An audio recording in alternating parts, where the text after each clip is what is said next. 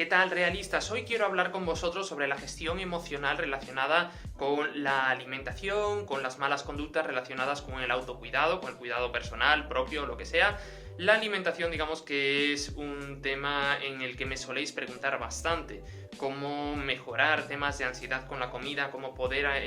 parar de comer cuando os ponéis a comer por un brote de ansiedad y no sois capaces de parar. Por lo tanto, al final, muchas de las personas que tienen estas malas conductas terminan comiendo en gran cantidad, sienten unas muy malas emociones relacionadas con esa conducta en la que empiezan a comer con una necesidad emocional muy grande, no pueden pararse y después se sienten culpables y realmente es que no se sienten capaces de evitar. Las personas que tienen este tipo de problemas reportan esta incapacidad de frenarse o esta incapacidad de modular, de cambiar y de tener esa mala conducta que repercute en conductas de sobrepeso o que, pues lo que sea, que se sienten mal emocionalmente después, aunque normalmente sí que tiene una repercusión negativa en su apariencia física, en su percepción de sí mismos, en su autoimagen como forma secundaria, debido a las consecuencias de lo que es atracarse, de lo que es comer en exceso y demás. Entonces, el punto en el que quiero tratar, al menos en este vídeo, porque este tema pues lo desglosaremos en muchísimos temas, pero en futuros y demás, pero digamos que el tema que quiero tratar en este vídeo es la relación tan clara, directa, que hay en muchos de estos casos entre el estrés, lo que sería normalmente conocido como estrés psicológico, con esta ansiedad. Realmente tenemos que empezar por diferenciar lo que es la ansiedad de los alimentos del estrés. Muchas personas mezclan estas dos sensaciones,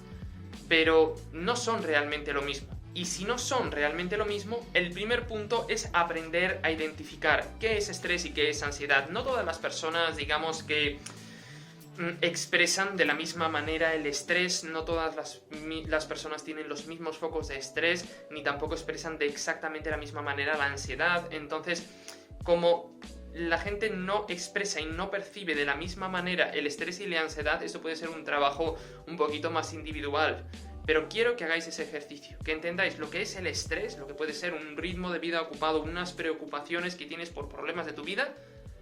y la sensación de ansiedad relacionada con la comida. No son lo mismo para nada. Hay mucha gente que considera que come por estrés y el estrés y la ansiedad no son lo mismo. Lo que pasa que, y esto es el siguiente punto, la gente mezcla el estrés y la ansiedad.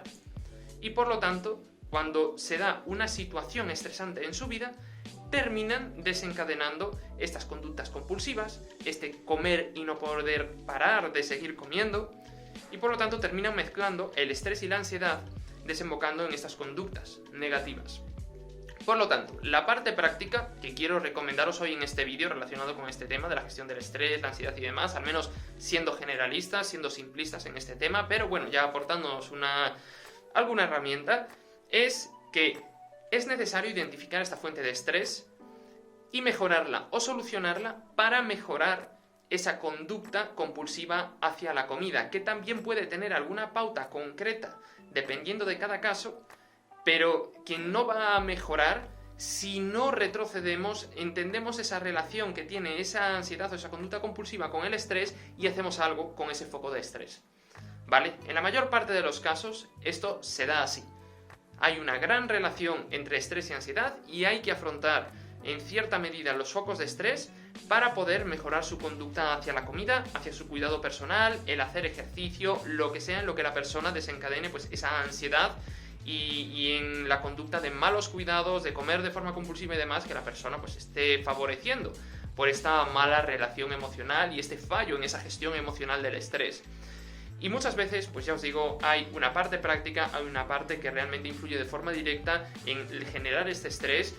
Y os doy algunos ejemplos de casos que me he encontrado que tenían ciertos focos de estrés, qué ejemplos de focos de estrés tenían y cómo se ha mejorado hasta terminar mejorando su conducta alimentaria. En algunos casos era una cuestión profesional, sea que no estaban cómodos en el trabajo, sea que terminaban saliendo de su trabajo más tarde de lo que querían, de lo que deseaban, para poder pasar tiempo con su familia, porque realmente querían estar con su familia, pero se sentían presionados, algo que me temo que pasa demasiado, en hacer esas horas extra que nadie le decía que hiciera, pero le preguntaban, ¿puedes hacerlo? Y se sentían presionados a hacerlo, llevaban años quedándose esas horas extra en el trabajo, que muchas veces es una situación que yo entiendo que a mucha gente puede ser poco necesaria, porque es que si no me echan, porque es que si no X, Y, Z. Pero esta persona en concreto, este caso en el que estoy pensando ahora mismo, era una cuestión de autoexigencia propia. Podía decir que no, pero no decía que no por este miedo.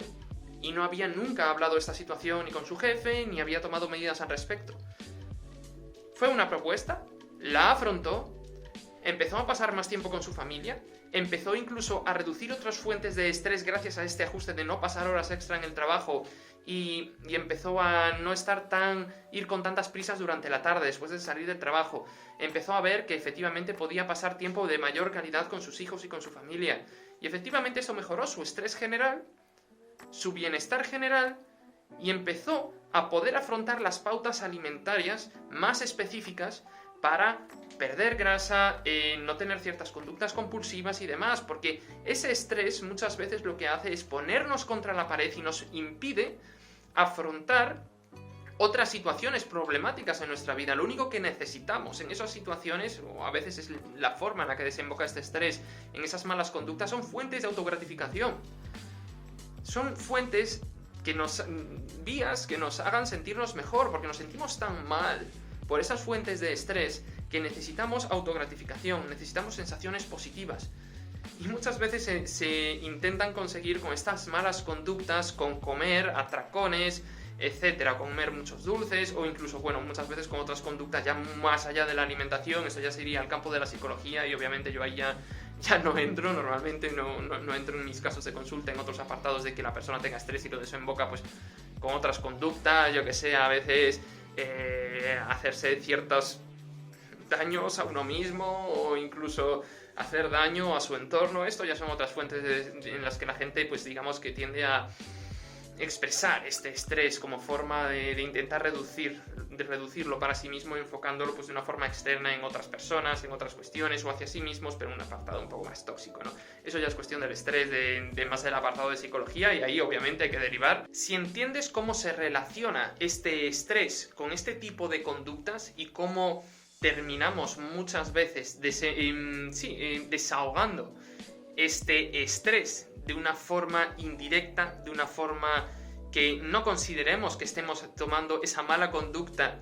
por intentar realmente obtener esa fuente de gratificación, si realmente entiendes cómo funciona esta forma de desahogar estrés en diferentes malas conductas para buscar ese chute de bienestar, es muy probable que puedas identificar alguna mala conducta en tu comportamiento, que puedas identificar mucho mejor esas fuentes de estrés y que puedas hacer algo al respecto para reducir esas fuentes de estrés, y que se traduzca en mucha menor medida en esa dificultad a la hora de cumplir la dieta, en esa dificultad a la hora de lanzarte a hacer ejercicio para cuidarte más a ti mismo, a ti misma, verte mejor y sentirte mejor.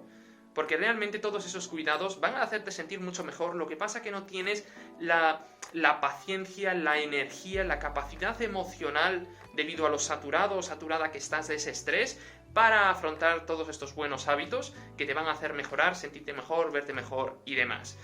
Espero que os haya sido interesante esta reflexión, esta recomendación, este ejercicio práctico también relacionado con esta relación entre la gestión emocional, entre el estrés y la comida. Escribidme vuestras preguntas en los comentarios, tenéis aquí un enlace en el que podéis aprender muchísimo más sobre esto. Hay contenido de forma clara que os va a dar herramientas, explicaciones sobre esto, aparte de pautas más de alimentación y de entrenamiento para conseguir vuestros objetivos y evitar, digamos, estas malas conductas y llegar a conseguir esa mejoría, ese bienestar y esa mayor y mejor percepción de vosotros mismos, porque estaréis mejorando, y no solo vuestra relación emocional con vuestros diferentes hábitos y vuestra conducta, sino además vuestros resultados físicos reales, con herramientas claras para realmente conseguir vuestro objetivo en relación a vuestra composición corporal y eso, a vuestra energía y a vuestra salud. Un fuerte abrazo, insisto, dejadme vuestros comentarios y preguntas si queréis, compartir el vídeo, ¿por qué no? Suscribiros al canal, esas míticas cosas que hay que decir como youtuber, y nos vemos en próximos vídeos.